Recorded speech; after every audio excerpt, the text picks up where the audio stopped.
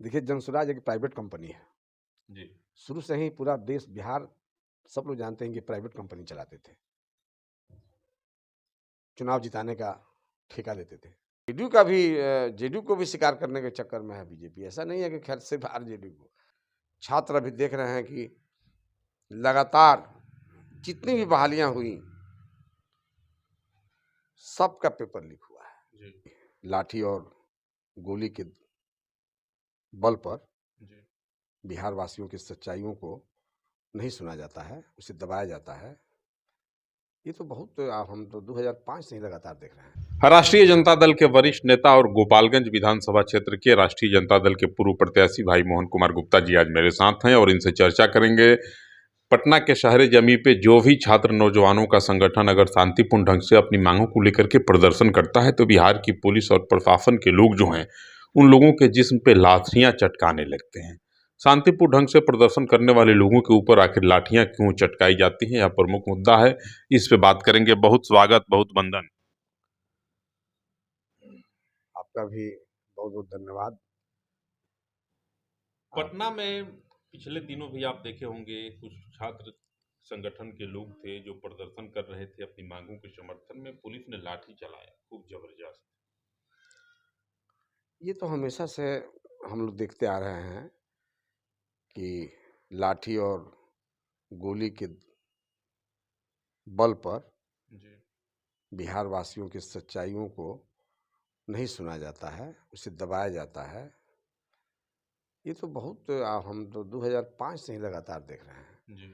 आप जानते हैं कि 5 के पहले कभी प्रदर्शनकारियों पे लाठी नहीं चली, कभी आंसू नहीं, गैस के गोले नहीं कभी छूटे। नहीं। आप इतिहास उठा के देख लीजिए। 1990 में जब लालू जी की सरकार बनी थी, तो चूंकि ये लोग छात्र आंदोलन से आए थे, जी। ये लोग जेपी आंदोलन से आए हुए लीडर थे। लीडर तो वो भी जेपी आंदोलन से आए थे जो आज लाठीचार्ज करा रहे हैं। लेकिन जो ओरिजिनल जेपी आंदोलन के लोग थे, जिसमें रामविलास पासवान जी थे, लालू यादव जी थे, कर्पूरी ठाकुर थे, इन लोगों ने कभी छात्रों पर गोली नहीं चलाया, लाठी नहीं चलवाया। और जितने भी सामंतवादी लोग हैं, सामंती प्रथा को मानने वाले लोग हैं, हाँ, उन पर तो लाठियां चली हैं। जी। उन पर तो सरकार का गोली चला है। हमको कहने में कोई गुरेज नहीं है। लेकिन आज बिहार के जो दबे कुचले लोग हैं, किसान हैं, जब किसानों की बात आती है तो किसानों पर भी लाठी चलाया जाता है। शिक्षक भी अपने हक हुकूक के लिए सरकार के आगे प्रदर्शन करते हैं तो उन पर भी लाठी चलाया जाता है। छात्र अभी देख रहे हैं कि लगातार जितनी भी बहालियां हुई, सबका पेपर लीक हुआ है। जी। बच्चा मेहनत करता है, 16 घंटा 14 घंटा पढ़ने के बाद से एग्जाम रूम में जब जाता है तो पता चलता है कि पेपर लीक हो चुका है, बिक चुका है पेपर। और वो लिखता है 80%, 85% कवर करता है, लेकिन जो 100% लिख देता है वहां तो नहीं पहुंच पाएगा।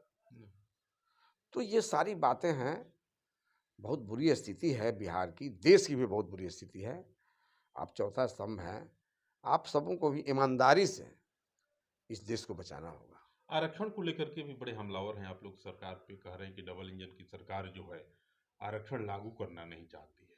हाँ, तो सम्राट चौधरी जी का एक दिन बयान आया सदन में, सम्राट जी बोल रहे थे, कह रहे थे जो 2005 के पहले क्यों नहीं आरक्षण लागू किया गया। जो कुछ भी आरक्षण मिला है जब नीतीश कुमार की एनडीए वाली सरकार बिहार में बनी तब से ही आरक्षण मिलना प्रारंभ हुआ। इसके पहले बिहार के लोगों को कोई आरक्षण नहीं मिलता था। क्या कर्पूरी ठाकुर ने आरक्षण, मंडल कमीशन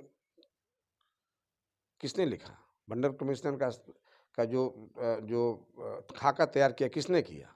मंडल कमीशन को 27% 90 में लागू किसने किया? ये आज लागू हुआ है?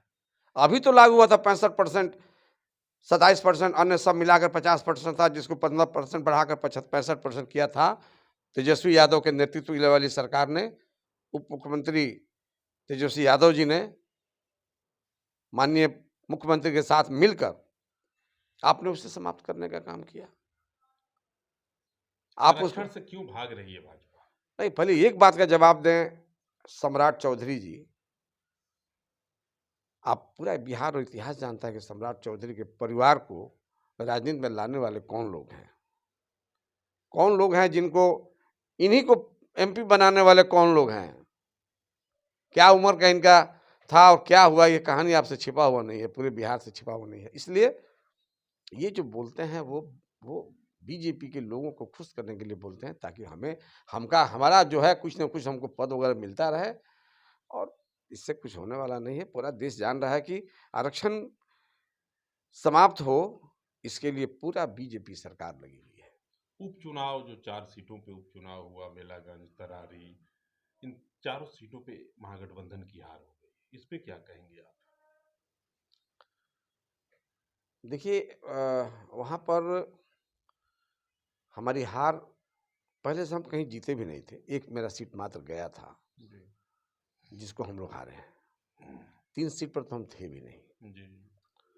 अब रहा गया की हार, तो गया का जैसा आप जानते हैं कि जो बीजेपी की साजिश चल रही है, जो जन स्वराज पार्टी को आगे रख करके अब वहाँ मुस्लिम को टिकट दिया गया, ताकि मुस्लिम का वोट कटे, और जितना ही वोट कटा, जितना कटा उतना से हम हारे।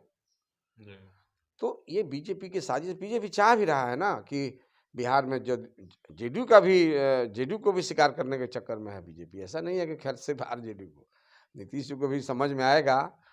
नीतीश जी कोई बुर्बक राजनीति के थोड़े हैं, बहुत होशियार आदमी है, वो सब समझ। प्रधानमंत्री तो खुले मंच से कह दिए कि 2025 में भी सीएम का फेस नीतीश कुमार का ही होगा और 2025 के मुख्यमंत्री ही नीतीश कुमार ही बनेंगे। प्रधानमंत्री ने ऐलान कर दिया है कहाँ खुले मंच हम तो से। नहीं सुने हैं। नीतीश जी ने तो कहा है कि मेरा आखिरी टर्म है। नीतीश जी कहे हैं, फिर प्रधानमंत्री नीतीश जी कह ने दिया, कहा फिर वही मुख्यमंत्री कि ये बनेंगे। मेरा आखिरी टर्म है, घूम इसके रहे हैं, बाद गाँव-गाँव घूम रहे हैं, मैं लोगों से मिल मुख्यमंत्री रहे हैं। पद पर मुख्यमंत्री पद को मैं सुशोभित नहीं करूंगा, माननीय मुख्यमंत्री जी ने खुद कहा है।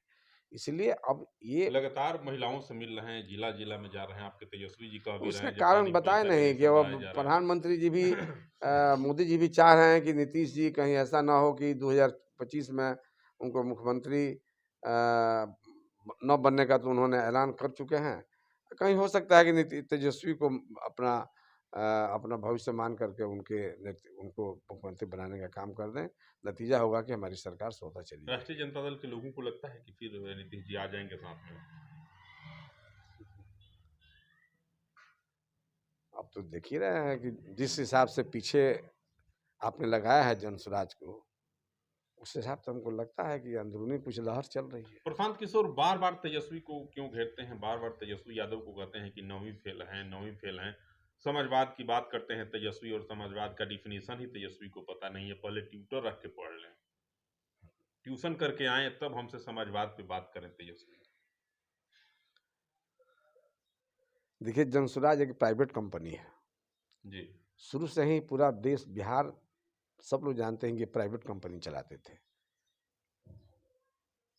चुनाव जिताने का ठेका लेते थे, फिर से लिए हैं। प्ररूप बदल गया है, स्वरूप बदल गया है। पहले जिसको जिताते थे उसके लिए डायरेक्ट काम करते थे, अब इनडायरेक्ट काम कर रहे हैं। जी। क्योंकि डायरेक्ट नहीं कर सकते हैं, डायरेक्ट नहीं चल पाएंगे, जैसे उन्होंने गया में किया, इनडायरेक्ट अपना कैंडिडेट वहाँ मुस्लिम को दे करके वहाँ। तो अब वो इनडायरेक्ट जो है बीजेपी के काम कर रहे हैं। उपचुनाव में जीत के लिए लालू प्रसाद, तेजस्वी यादव दोनों लोग आनन फानन में शहाबुद्दीन की पत्नी और उनके पुत्र ओसामा को राजद में शामिल कर लिए। बड़ी चर्चा रही कि उपचुनाव को लेकर के लालू जी इतनी जल्दीबाजी में हैना साहब और ओसामा को शामिल किए हैं, उसके बाद भी जीत नहीं मिली महागठबंधन को। ऐसा नहीं है, आनंद फानन में कुछ नहीं है, ये पहले से तय था। और लोकसभा का चुनाव समाप्त होने के बाद ही आप भी जानते हैं, आप चूँकि सिवान के रहने वाले लोग हैं और आप गोपालगंज, सिवान, छपरा, कई जिला में आपका काफ़ी पकड़ है, आप बहुत पुराने पत्रकार हैं, राजनीति को बहुत अच्छी तरह समझते हैं। आप पहले से जानते थे कि ये तय हो चुका है। अब सवाल है कि शादी तो तय होता है, चाहे ब्याह शादी तय होता है और 6 महीने 3 महीने के बाद है ना शादी होता है। तो उसी तरीके से बात बहुत पहले हो गई थी, कोई चुनाव को लेकर ये नहीं था। और अपना घर है,